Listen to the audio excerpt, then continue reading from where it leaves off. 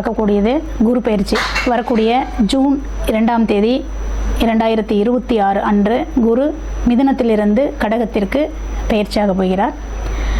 இந்த குரு பயிற்சி 12 ராசிக்காரர்களுக்கும் 27 நட்சத்திரத்திற்கும் எப்படி இருக்க போகிறது இந்த வருடம்? ஏன்னா குரு ஒரு வருடத்திற்கு ஒரு வீடு என்ற நிலையில் பயணிப்பார். அவர் பார்க்கும் பொழுது மிதுனத்திலிருந்து கடகத்திற்கு ஒரு வருட காலங்கள் குரு அங்கே தான் இருக்க போகிறாரு. அந்த குரு 12 ராசிக்கும் 27 நட்சத்திரத்திற்கும் உரிய பலாபலனை தரப்போகிறாரு. எப்பயுமே குரு நின்ன வீட்டை கெடுப்பார் அப்படிங்கிற ஒரு பழமொழி இருக்குது. குரு பார்த்த வீட்டை வளர்ப்பார். அது எதுவாக இருந்தாலும் சரி, நன்மையாக இருந்தாலும் சரி, தீவையாக இருந்தாலும் சரி, குரு பார்த்த வீட்டை வளர்க்கக்கூடியவர்.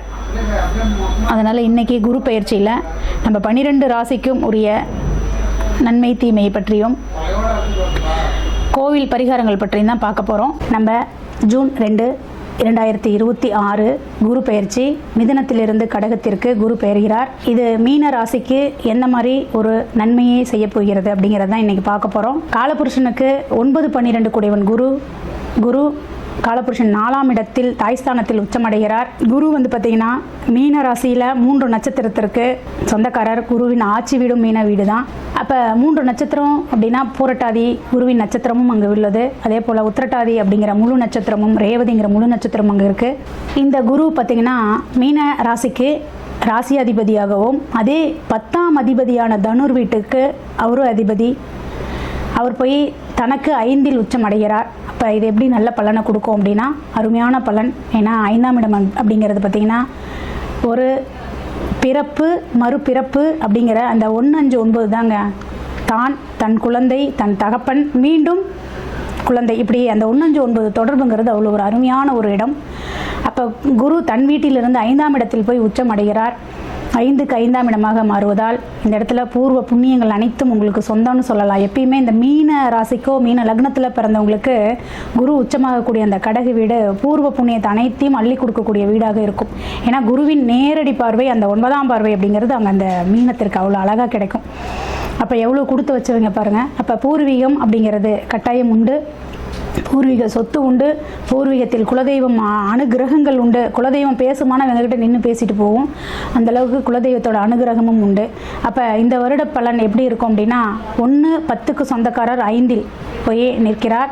அப்போ 10ஆம் இடம் அப்படிங்கிறது தொழிலை குறிக்கக்கூடிய இடம். அந்த தொழிலை குறிக்கக்கூடிய அதிபதி போய் உச்சமடையக்கூடிய இடமாக இருக்கிறது அந்த கடகம்.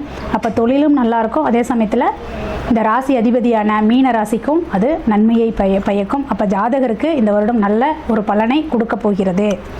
அடுத்தபடியாக பார்த்திங்கன்னா 2ஆம் வீட்டுக்கு அது 4ஆம் இடமாக மாறும். அப்போ 2ஆம் இடம்ங்கிறது தன குடும்ப வாக்குஸ்தானம். அதற்கு 4இல் குரு போய் அமர்கிறார்.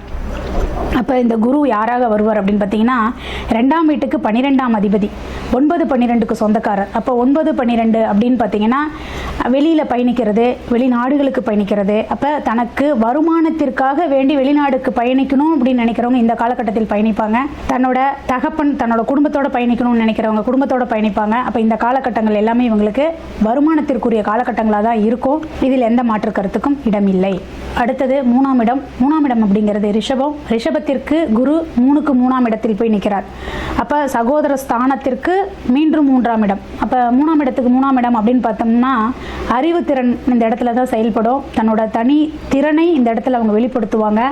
ஏன்னா குருவுக்கு அது லாப வீடாக மாறும். அப்போ இவங்களோட ஒவ்வொரு தனித்திறனும் இவங்களுக்கு ஒரு பொக்கிஷ மாதிரி. எந்த அளவுக்கு இவங்க தன்னோட மூளையை பயன்படுத்தி ஜெயிக்கணும்னு நினைக்கிறாங்களோ அந்த அளவுக்கு இவங்க அறிவாற்றலில் திறமையானவங்களாக இருப்பாங்க. இவங்க பேசியே மயக்கிடுவாங்க. அதான் சொல்லுவாங்க இல்லைங்களா, பேச்சாற்றல் இவங்ககிட்ட அதிகமாக இருக்குன்னா, அந்த மாதிரி இவங்ககிட்ட பேச்சு திறமையில் மற்றவர்களை மயக்கி அதன் மூலியமாக வருமானத்தை ஈட்டக்கூடிய நபராகவும் இருப்பாங்க. அடுத்தபடியாக பார்த்திங்கன்னா 4ஆம் இடம். 4ஆம் இடம்ங்கிறது தாய்ஸ்தானம், சுகஸ்தானம், வீடு, வண்டிக்கு சொந்தம். அப்போ 4ஆம் இடத்திற்கு குரு போய் 5இல் தான் நிற்கிறாரு. அப்போ இந்த குரு 4க்கு 5இல் நிற்கும்போது தாய்க்கு தேவையான அனைத்து விதமான விஷயங்களையும் கொடுக்கும். அதே சமயத்தில் 4ஆம் இடம் அப்படிங்கிறது இல்லறம் இல்லைங்களா, வீடு, நம்ம இருக்கக்கூடிய குடியிருக்க வீடு ஆல்டர்னேட்டிவ் பண்ணி வீட்டை கட்டுவாங்க. சின்ன ஒரு வீட்டோட ஆல்டர்னேட்டிவ் காம்பவுண்டு சுவராவது பார்த்திங்கன்னா சுற்றியும் கட்டி இந்த காலகட்டத்தில் இருப்பாங்க. ஏன்னா அரண் அமைத்து வாழக்கூடிய அமைப்பை இந்த காலகட்டத்தில் கொடுக்கும். 4க்கு 2ஆம் இடம் அப்படிங்கிறதுனால தன் வீட்டுக்காக வேண்டி செலவழிப்பாங்க. அடுத்தது தாயோட சுகத்திற்கு ஏதாவது அப்படின்னா தாய் நல்லா இருப்பாங்க, தாய்க்கு எந்த பிரச்சனையும் இல்லை. அதே போல் 5க்கு 5ஆம் இடமாக மாறுவதால் நான் பூர்வ புண்ணியம் இவர்களுக்கு உண்டு அப்படின்னு முதல்ல சொல்லிட்டேன். குழந்தைகளுக்கான ஒரு கல்வி, குழந்தைகள் வந்து பார்த்திங்கன்னா நல்ல திறன் வாய்ந்த குழந்தைகளாக இருப்பாங்க. இவங்களோட குழந்தைகள் இந்த மீன ராசியில் இருக்கிறவங்களோட குழந்தைகள் பார்த்திங்கன்னா அறிவு பயங்கர புத்திசாலித்தனமான குழந்தைகளாக இருப்பாங்க. ஏன்னா குருவே பார்த்திங்கன்னா ஞானக்காரகன், நம்ம குருவுக்கு மிஞ்சின இது இல்லைன்னு சொல்லுவாங்க. அப்போ குரு போய் உச்சமாகக்கூடிய வீடு கடகம். அப்போ ரொம்ப அதீத புத்திசாலித்தனம் கொண்ட குழந்தைகள் தான் இவங்களுக்கு இருக்கும். அப்போ அந்த குழந்தைகள் வந்து தகப்பனுக்கு புத்தி சொல்லும், அந்த அளவுக்கு இருக்கும் இந்த 5ஆம் இடம். அடுத்தபடியாக பார்த்திங்கன்னா 6ஆம் இடம் அப்படிங்கிறது மீனம். மீனத்திற்கு நேர் 12ஆம் இடம், அதாவது பார்த்திங்கன்னா கடகம். அப்போ 5ஆம் இடம் இவங்களுக்கு 12ஆம் இடமாக அந்த குழந்தைகளுக்கு மாறுவதால் குழந்தைகளுக்கான கல்வி செலவுகளுக்கு இவங்க இந்த வருஷம் செலவழிக்க வேண்டியது இருக்கும், லோன் போட வேண்டியது வரும். குழந்தைங்களோட படிப்புக்காக நான் லோன் போட்டேங்க, கல்வி கடன் வாங்கினேன் அப்படிம்பாங்க. ஏன்னா 5ஆம் இடத்திற்கு 6ஆம் இடத்திற்கு 5ஆம் இடம் 12ஆம் இடமாக மாறுவதால் கல்வி கடன் வாங்குவார்கள்.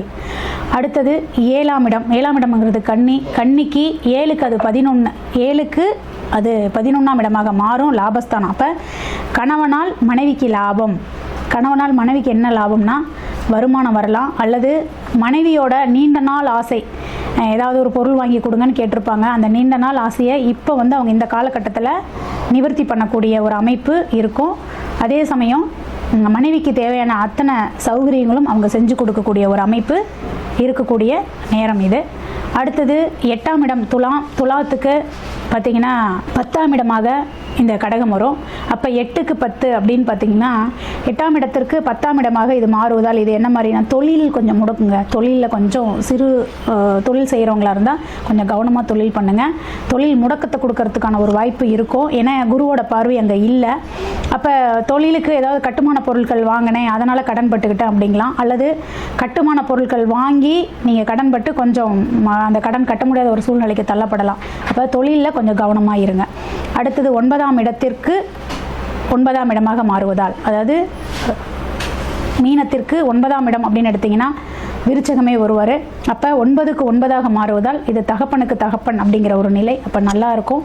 கோவில்களுக்கு போய்வாங்க, முடிஞ்ச அளவுக்கு சிவன் ஸ்தலத்துக்கு போய்வாங்க, அது ரொம்ப உங்களுக்கு ஒரு நல்ல ஒரு அமைப்பை கொடுக்கும். அடுத்தபடியாக பார்த்திங்கன்னா 10ஆம் இடம் தனுர் வீட்டுக்கு 8ல் போகிறதுனால அதுதான் தொழிலில் கொஞ்சம் கவனம் வேணும். மற்றபடி தொழில் முடக்கம் என்பது கட்டாயம் ஒரு சில மாதங்களாவது அது முடங்கி தான் அது மறுபடியும் அது துளிர் விடுற மாதிரி இருக்கும். அதனால் தொழில் முழுக்க முடங்கிருமா, நான் தொழிலே செய்ய மாட்டேனா அப்படிங்கலாம் இல்லை. தொழில் செய்வீங்க, ஆனால் இருந்தாலும் தொழில் தனி கவனம் வேணும். பார்ட்னர் இருக்கிறாருங்க, பார்ட்னர் பார்த்துட்டாருன்னா தயவு செஞ்சு பார்ட்னர் நம்பி விட்டுறாதீங்க.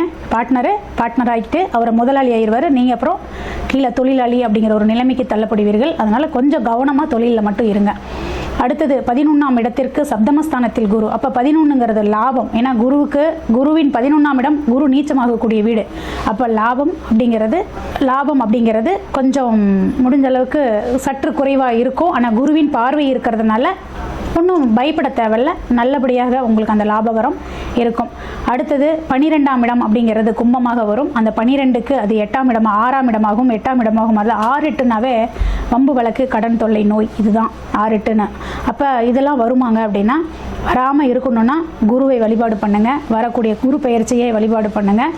ஒவ்வொரு வியாழக்கிழமை அன்னைக்கு நீங்கள் குரு வழிபாடு செய்வது சிறப்பு.